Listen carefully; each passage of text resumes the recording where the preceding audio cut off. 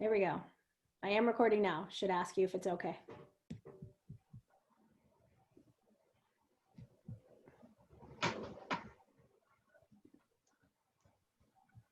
Okay, can you guys see my screen? Yes. Yes. Okay, so did you guys, I know I put up the chapter 5 lecture a little bit late, so apologize for that, but if you haven't got gotten a chance to listen to it, please make sure you do definitely before class on Wednesday. Like I said, we'll talk a little bit about chapter 5 today, but I just wanted to kind of get through a couple other things first.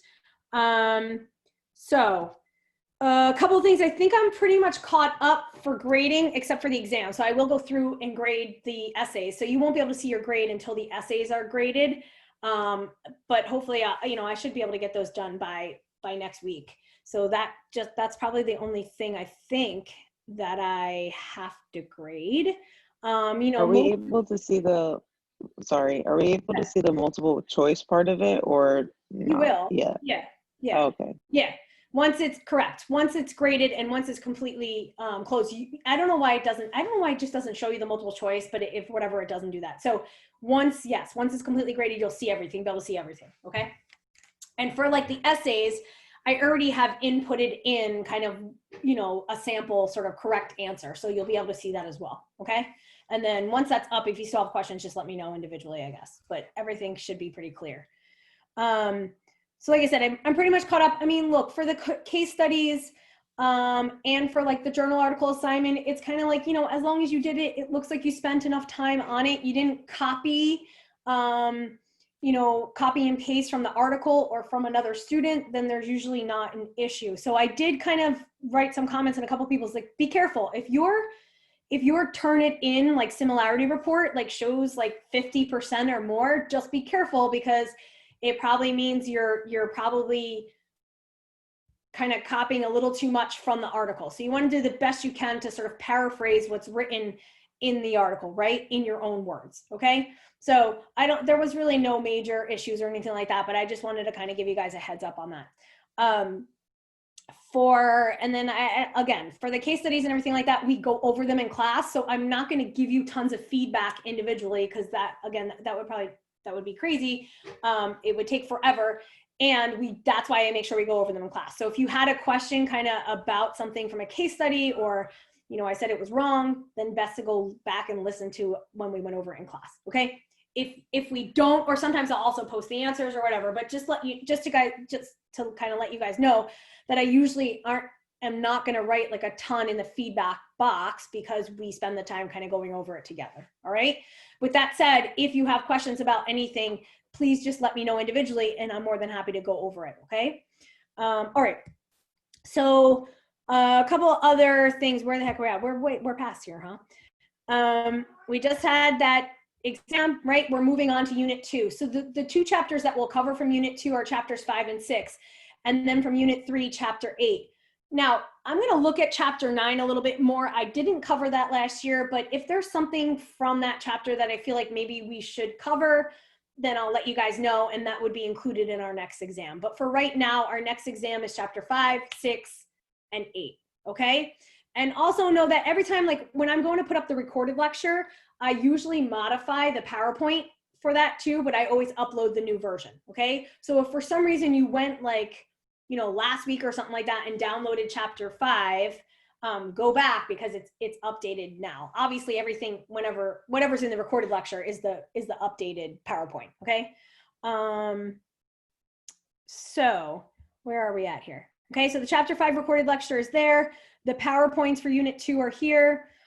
Case studies are here as well. So I didn't assign a chapter 5 case study, and then I was going to add it, and then I just decided not to. So we'll go through one of the case studies at chapter 5 either Wednesday, or we may start it today. Okay, but you don't actually have a case study for chapter 5 that's due.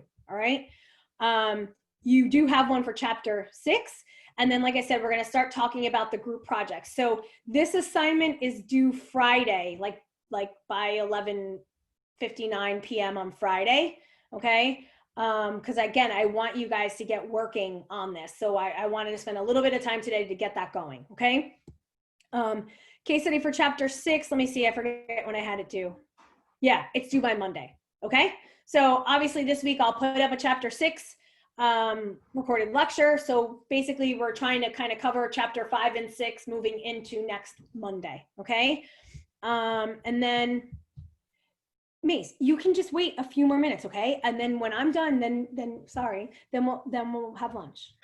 Oh my goodness, never ending. Okay. Sorry, now I forgot where I was. Okay, I also put up, there's a chapter 5-6 quiz. I'm not gonna do that during class, okay? So that's due for you guys to just do on your own. It's gonna open at 5 p.m. on Friday because again, I wanna just make sure we covered 5 and 6. And then it'll close on Sunday, okay, by 11:59 p.m. Okay, so that we have that all done before starting class on Monday.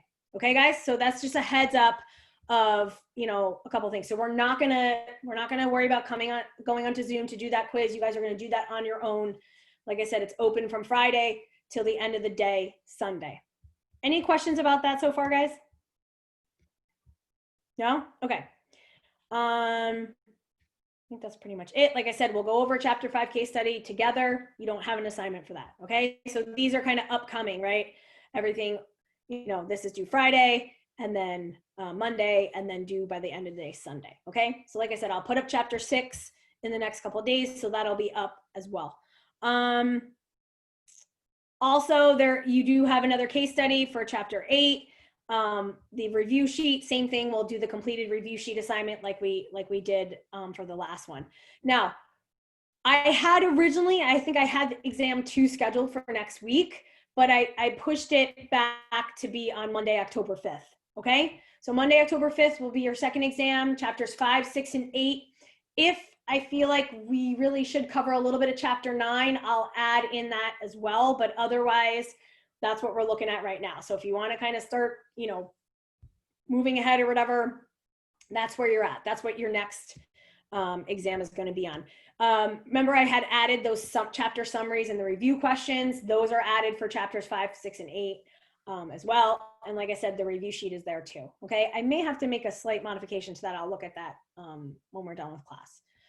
All right, so I guess that gets us basically until October 5th, and then we'll start the next unit after that. All right, guys, so I just wanted you guys kind of know what was going on the next couple weeks. And so, yeah, exam 2 is kind of coming up pretty quickly. All right, so make sure you're staying on top of the material. All right, so let's talk about the group project. Okay, so let's spend some time talking about the group project. And then, like I said, I know Natasha asked about leptin. I'll pull up that figure on leptin, and maybe I'll kind of give you a heads up, a little introduction to that case study on chapter 5.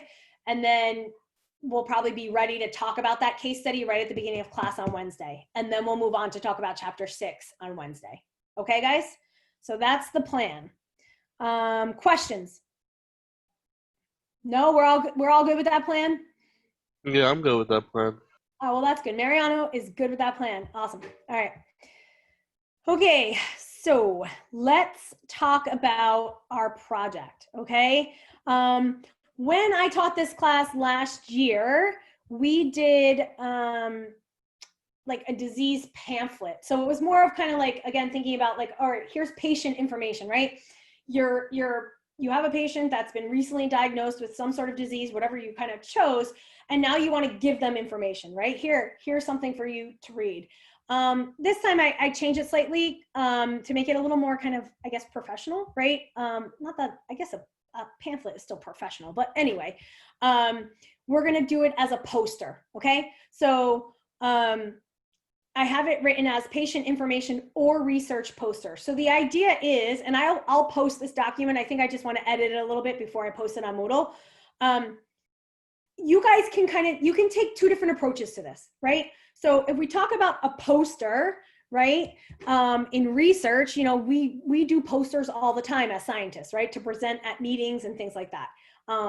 Though, you know, undergraduate students that do research, they present posters, right, at undergraduate symposiums or whatever to present their research. Okay, so this is something, a research poster or a poster, a scientific poster is something that's done all the time in the field. Okay, so I think it's important for you guys to do it. And when I teach research methods, we always do a poster. So anyway, I thought I'd bring that in here. That's my that's my spiel on why we would do a poster. So let me just show you just a sample poster. And again, I can kind of, I mean, this is just a poster from, you know, something that we presented on, or that I presented on traumatic brain injury. Actually, this is a student poster, right? So this is Sean Mahoney was, gosh, when did he graduate? 3 years ago? Anyway, he was one of my students. He did some work with me, and this is an example of the poster that he sort of came up with. So again, this is a really research focused poster, okay? That's fine. What you guys are gonna do essentially for your title, right? You're gonna have, sorry, why is that doing that? Your disease. You're picking any disease that you want to choose, okay? That's your choice. And then basically you'll divide up the poster. The reason why I'm showing you this, right, is you're gonna, and obviously your sections are gonna be different, but you're gonna divide it up this way, right? You know, based on what I have outlined in the assignment, okay? So if you guys look at here, if I go back to where I was, sorry, let me go back to that Word document, wherever it may be. It's somewhere. And we'll come back to that in a second. Okay, so basically I kind of have it set up as structure design. You shouldn't have paragraphs written. It should sort of be bulleted. You should always have pictures, designs, as you saw on that poster, a limited amount of words, okay? And it says here, it's appropriate for the population that's most often affected by the disease or fellow researchers studying the disease. So again, I'm kind of leaving this open to you in terms of what approach you want to take, but you're going to have to define that from the beginning. Right? Are we talking to patients, or are we speaking to our fellow researchers or clinicians about this disease? Okay. So you guys can choose how you want to do that. In terms of content, right? And again, you'll kind of set it up this way. You know, you're going to write what the disease is. What's the sort of general definition of the disease? And you're going to add in some statistics on prevalence. Okay. And then you're going to make sure you talk specifically, so this is a big one, about what is happening on the cellular and the molecular level to lead to the pathology, right? What is the biological mechanism? So I would say you probably are going to use a kind of, you know, a pretty decent amount of your poster, you know, on that point, right? And you'll probably have a figure to show that, okay? And where are you going to get this information from? From primary research sources, okay? Review articles, what have you. You also want to talk about signs, symptoms, clinical tests, because again, even though you may direct your poster more specifically to your fellow clinician or researcher, we still want to have these sort of basic, this sort of basic information on there. I probably should kind of change the order of some of these, and like I said, I'll probably clean this up a little bit and add it to Moodle. And then another kind of big piece or big part of the poster is this section here. Right? New discoveries, research, evidence-based practice, whatever kind of your focus is here, but this is coming from the primary literature, okay? Now for this, each student has to find their own research article and it has to be included on the poster. So that means if you have 3 students in your group, you will have 3 kind of places or 3 articles that you're going to discuss, and maybe you have 3 separate boxes where you're discussing each one. Maybe you have a figure from that article, right? Whatever is sort of the most kind of important information that you pulled from that article, okay? All right, so questions, guys. So all this will have to be done virtually, right? Correct. Right, so like I said, I'll give you guys some time to kind of assemble into groups and sort of get started on it, like during class time. Obviously not going to use all class time all the time to do that, but I'll sort of facilitate it in the beginning to get going on that. So I guess for right now, because that first assignment is due Friday, and that first assignment is to find an article, okay, related to your disease. Each individual person needs to do this. So I guess what you kind of need to decide first is who you're working with and what your topic's going to be, okay? And then the first assignment that's up is really an individual one at that point, okay? Maybe I Would should. you and that person have to submit the same article? No, you're submitting different articles. That's the whole point. That's an individual assignment. So I have to kind of do some things individually, though it's sort of a group project so that I can grade you guys separately. So this assignment right here, okay, is, where is that? Okay, this group project journal article and summary is your first assignment for this, okay? So each individual student is finding a journal article. It can be a review article, that's fine, on that disease topic. And then you're writing a brief summary of it, mostly emphasizing, you know, what piece of information you're gonna use in your poster, okay? So I put the link in here for PubMed. I don't think I have to spend too much time with you guys in terms of how to search for an article, but if you need, you know, help with that, let me know. But I said, and then again, you're writing a one-page summary of the important points of the article, right? That you basically plan to incorporate in your poster, okay? So that's the whole point of this, is to get you started. And again, this is each individual student has to have a different article, okay? So I guess, like I said, what I'll do, I guess, is I'll send an email to you guys with that shared Google Doc so that we have this all in place by Wednesday, okay? Shared Google Doc, I'll email it to everyone, and basically I'm gonna say, write your group names and write your topic on it, okay? You have to look at that shared Google Doc. If somebody has already chosen your topic, then you cannot do that topic, okay? Other questions? How many people are allowed in the group? 2 to 3. Just 2? Correct. If there's more, you can have 3, but you can't have 4. If you have 4, it has to separate out into 2 groups of 2. Okay. So yeah, 2 or 3. If for some reason you don't know anyone in class or whatever, and you don't know who you want to work with, then send me an email. Okay. So that's why I wanted to introduce this first, so that I can kind of entertain issues off the bat. And then, like I said, we'll work on it a little bit in class, but then obviously you guys can just meet virtually with each other. You can set up Zoom meetings however you want to get this done, okay? Other questions?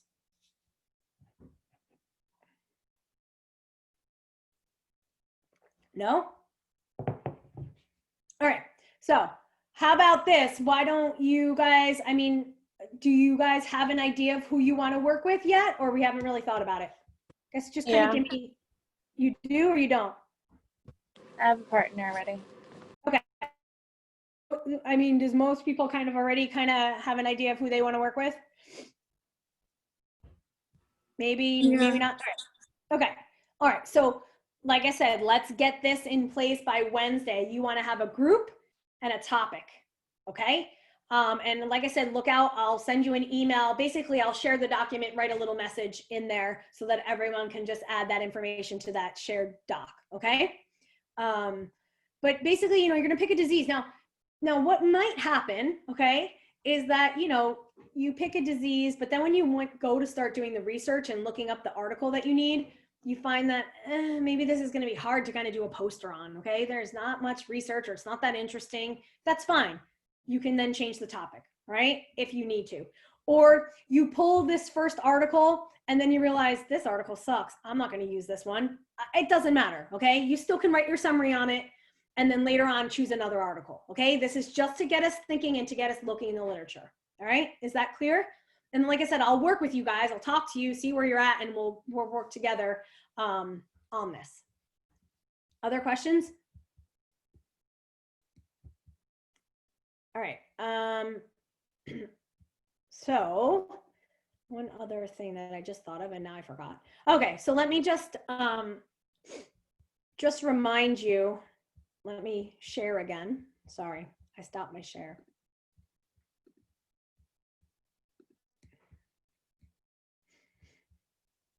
Okay. So again, right, you're going to use PubMed to search. Now, if you go through if you go through our library site, I believe there's databases that you can access through there. It's essentially, you're essentially accessing the same articles here, okay? Just so you guys know. So I think it's just easier just to kind of just go through here. But somebody have an idea of a disease that they're thinking of? Throw one out there. Anyone? I guess Alzheimer's disease, just Okay. giving one.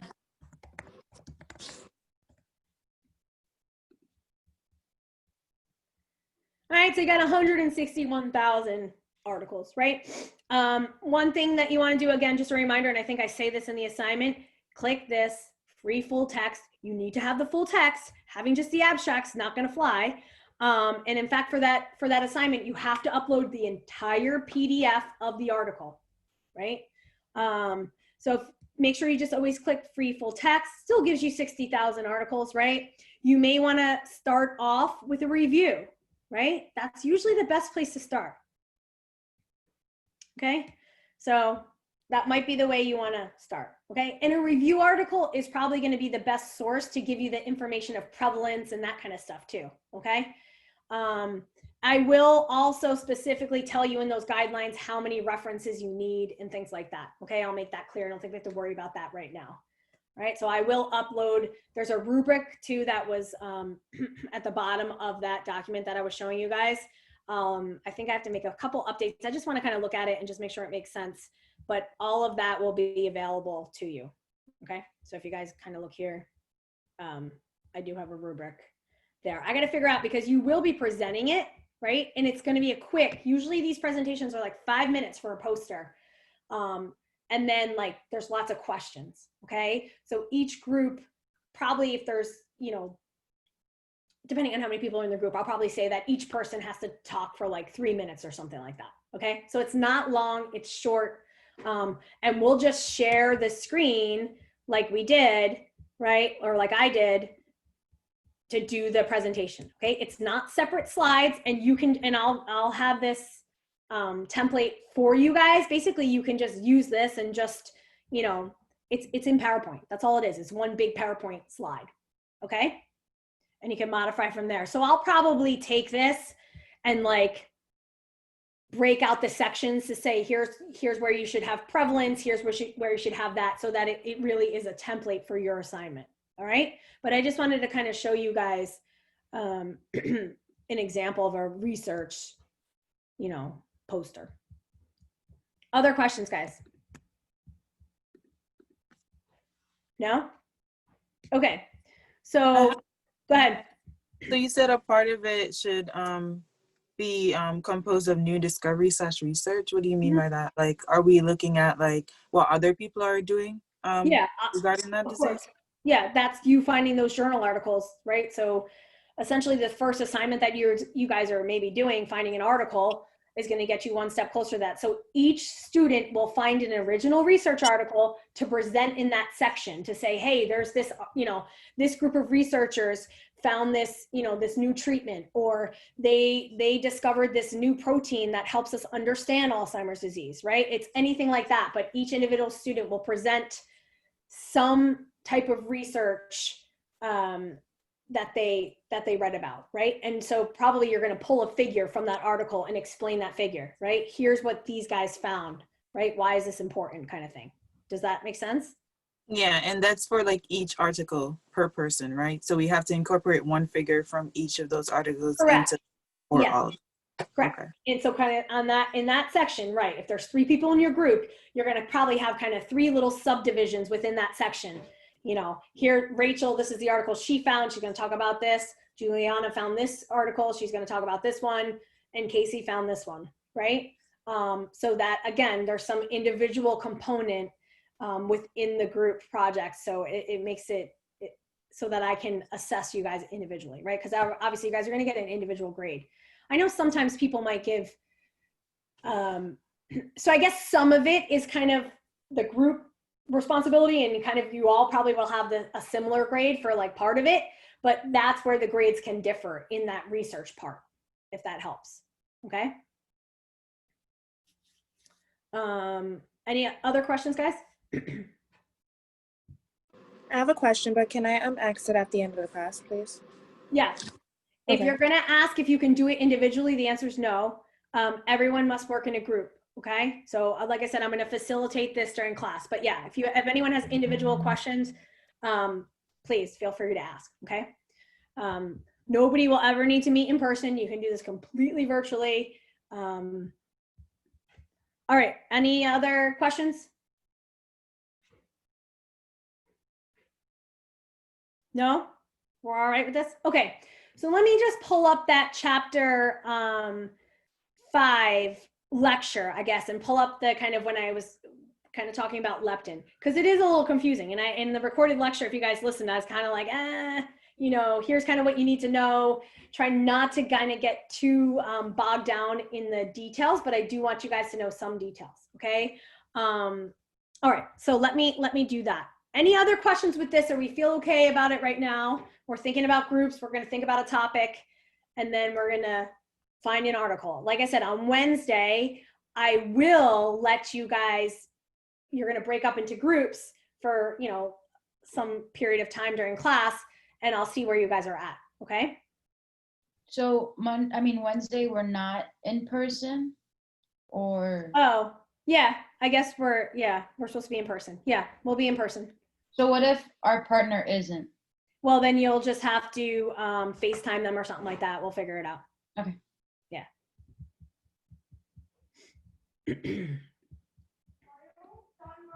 Yeah, almost, Mace. Okay. What was I gonna do? Oh, I know. All right. What the hell just happened? Oh, because it's right here.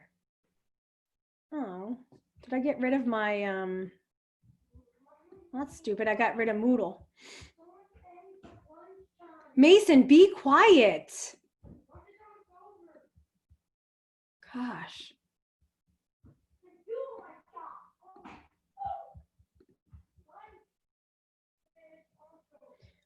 All right. I don't know what I did. I don't know if I got out of this or I didn't. I don't know what the heck I did. All right. So anyway, we're back again. All right. So let me pull up that chapter 5 and we'll take a look at that.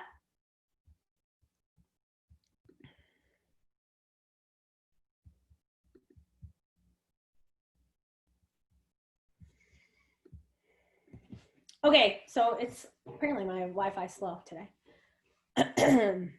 So like I said, I will put that Google Doc up like today. So and just tell you that you make sure you put your group names and your topic by Wednesday. Okay, guys?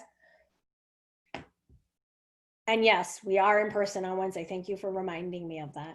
So I guess you'll have to just FaceTime, whatever. I will figure it out. I can, those of you guys that are in Zoom, I'll break you out into breakout rooms. And then if one of your group members is in class, then you can just FaceTime that person or whatever. I think that should end up working out. Okay. Oh my goodness. Now he's got this. Okay. All right, guys. So this, the beginning of the chapter, right? I talk about prevalence and sort of introduce the topic a little bit. And then we do get into a little bit more specific, right? We get to be a little more specific. So did anyone calculate their BMI? Overweight.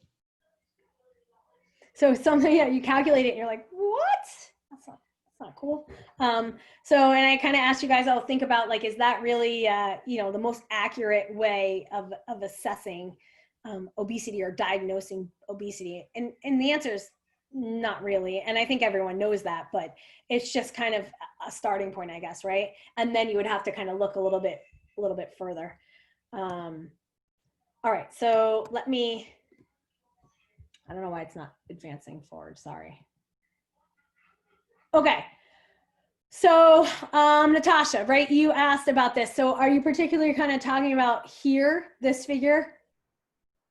Yeah, that one. And then, I don't know, you just kept getting me lost because you would like add stuff and you're like, no. And I was just like, I don't know. Yeah, so correct. So there was another figure 5.5 that I had pulled out of here. And then I was like, oh, maybe you should take a look at that. You don't. If you want to really like maybe know a little bit more specifically about it, then I would look at figure 5.5. Okay, so we'll leave that. And that figure 5.5 basically zooms in here, right? You see this kind of process here and these other sort of mediators. That's the extra details that you guys don't need to worry about. Okay, so I kind of went back and forth saying, yes, you did, but you don't. Okay. So really what I just want you guys to understand, right, is one, where is leptin produced, right? What cells produce leptin and release leptin? Somebody tell me. Those adipocytes. Adipocytes. And what are adipocytes? Fat cells. Fat cells. So the fat cells themselves produce leptin, right? So we think of, you know, leptin as a hormone, right? So they are produced from those adipocytes, okay? They then get secreted into the bloodstream, right? And so what then happens, right? So leptin will bind to receptors. If we're talking about in the brain, where are the leptin receptors found in the brain? The hypothalamus. In the hypothalamus, and particularly in a specific nucleus of the hypothalamus called the arcuate nucleus. Okay, so remember too, when we say nucleus, we're talking about in the brain, it just means it's a group of neurons that really have a specific function, right? So within the hypothalamus, there's many different nuclei that are sort of focused on different functions. Okay, so for here, this is really this nucleus, this arcuate nucleus, is involved in controlling appetite, right? Okay, and within that arcuate nucleus, there are different types of neurons, okay? Some that are appetite stimulating that we call orexigenic, and some that are appetite depressing or anorexigenic, okay? Now, leptin, okay, if we go back here, and again, this is kind of just, it's a little non-specific, but sort of specific. If you wanted to get more specific, that's what this is focusing on. So it's misleading. What I was kind of trying to go back and forth with in the recording was, it's misleading where this is like down here. This should be up here, okay? So what this is specifically, again, focusing on is kind of like those mediators that are involved in allowing leptin to initiate its effects, okay? But don't worry about that, all right? But it's misleading where it's placed. I think that was kind of one of the points I wanted to make. All right, so leptin, right, produced by the adipocytes, released into the bloodstream, goes to the hypothalamus, right, binds to leptin receptors in that arcuate nucleus, okay? And basically, its role is to do what? Inhibit appetite or increase appetite? What does it do, leptin? Does it suppress appetite or increase appetite? It suppresses. It suppresses it, okay? And again, how does it actually do that? These other peptides and sort of mediators are involved in that. That's what this is. You don't have to worry about this. But again, if you wanted more information, it's there. It's in the textbook. But it's complex, okay? So, I mean, you can even just look here. How many different ones are there? 1, 2, 3, 4, 5, 6, 7, 8. 8 different other sort of peptides and mediators that are involved in this. So what I just want you to know, Natasha, is, you know, leptin is produced and released by those adipocytes. If we talk about how it inhibits appetite, it binds to its receptors in the arcuate nucleus, okay, of the hypothalamus, okay? Also, though, it has another effect, right? So this is showing you here, pointing up here, catecholamines. So what is that referring to in terms of another target, I guess, of leptin? Doesn't it stimulate too? Like in order to eat, your appetite? Or am I just wrong? Yeah, that's what I mean. That's why it gets a little confusing here. So don't worry about that. It's, if you're talking about its effects on appetite, primarily it's going to suppress appetite or inhibit appetite, okay? So like if you had increased levels of leptin, you would assume that that would be decreasing appetite, okay? But what about catecholamines? What's an example of a catecholamine? I mean, we gave examples of catecholamines in the last chapter. What's a catecholamine that we talked about in the last chapter? How about we'll start there? Name one. Somebody. Sympathetic response to stress, fight or flight. What's released? Epinephrine or norepinephrine. Thank you. Epinephrine and norepinephrine. Those are catecholamines. What's another catecholamine? I also kind of mentioned it in that chapter on stress too. Say it again. Dopamine. Dopamine. Okay. Dopamine. And so that's what this is showing you, right? If you look down here, because again, make sure you look at my notes in the slides, because I made sure I kind of added notes in there to clarify some of this stuff. It interacts with the dopamine system. Okay. Specifically this one system or network, I guess, in the brain that's involved in motivation and reward. Okay. So that tells you about, or allows you to sort of have that feeling of reward, right, after eating. Okay. It's the idea that, you know, anything that's going to interact with this system, okay, particularly with like dopamine and in the nucleus accumbens, another part of the brain, can potentially make something addictive, right? Because again, so it interacts with this motivation and reward system. Okay. And so the point is kind of leptin is involved in that pathway as well, and sort of connecting that eating with the feeling of reward. Okay. So does that help, Natasha?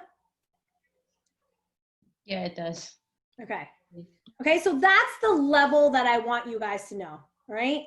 Like I said, this down here is just giving you more specifics on the mechanism, right? The mechanism as to how leptin does suppress appetite, but let's not go there. All right. We could, but we'll leave it at that. As I was trying to I was like, oh no, we'll do that. And then it just gets to be too confusing. And then I think we kind of missed the main point. So let's leave it at what I just said. Okay, guys? All right, anyone have other questions here? So the other thing in terms of specifics, right? I then outlined a bunch of other hormones. Now these hormones are released from where? Fat cells? Yeah. GI tract, right? These are actually released from the GI tract, different parts of the GI tract. Some, right, released by the stomach, some by the small intestine, okay? And these aren't this isn't every single hormone involved, but this is an example of some, okay? So we should be familiar with this. Again, this is kind of getting at specifics, right? In terms of what potentially could maybe even lead to obesity, right? I think I make this point like a million times. It's complex. It's not just about calories in and calories out, right? If you have a deficiency or a dysfunction of any of these hormones that are listed here, or leptin or anything like that, it could potentially kind of lead to obesity. On the flip side, if you are, you know, considered obese and these physiological changes are happening, right? Or you have increased levels of leptin because you have, you know, your adipocytes are producing more leptin than a normal person, it's going to affect other processes. Okay. So it's kind of like a double-edged sword there. Okay. So again, it was meant to, you guys should know those specifics too. You should know these GI hormones and what their main effects are. All right. Okay. So if you haven't listened to that recorded lecture, hopefully you don't get that confused when I get to that point. Where Natasha just asked me about. I was expecting people to ask about that. Just take it for what I just said. So like I said, I tried to think about giving you guys more detail, and then I backed off on that, okay? Other questions right now on this? All right, so just a heads up. Again, we will be talking about the project on Wednesday. We will also talk about this case study, okay, on Thomas Johnson. So you might want to take a look at that ahead of time. All right, so here's what we're gonna do, guys, as we're finishing class. So remember when you took the exam, there was, you know, it closed off maybe like 2 minutes early on on some people, okay? So there is a way for me to change it so that you can build on your last attempt. So I did that, okay? So, and you guys don't need to stay on Zoom to do this. You guys can go in, let me just check. You can go into the exam, okay? I have it set to give you 5 minutes to go back in there, just tidy up the essays if you need to. because like I said, it kind of closed off, but again, it was like literally a minute earlier than the time limit. All right. But I wanted to make sure everyone had, you know, that chance to do that. Okay. So let me just make sure I have it. I think I gave you guys another password too. So I have it set to open at 12:15. Okay. So it'll open at 12:15. You can go in, like I said, it's 5 minutes. Okay. Just to kind of tidy up what, if you didn't finish off one of the essays or something like that, and then that's it. It will build on your last attempt. Okay. So you should be able to see what's there. The password is hypothalamus. So I'll write it in the chat. But like I said, you guys can log off and do that. It's only going to be, you know what? Everyone stay on. Everyone's going to stay on Zoom and do it.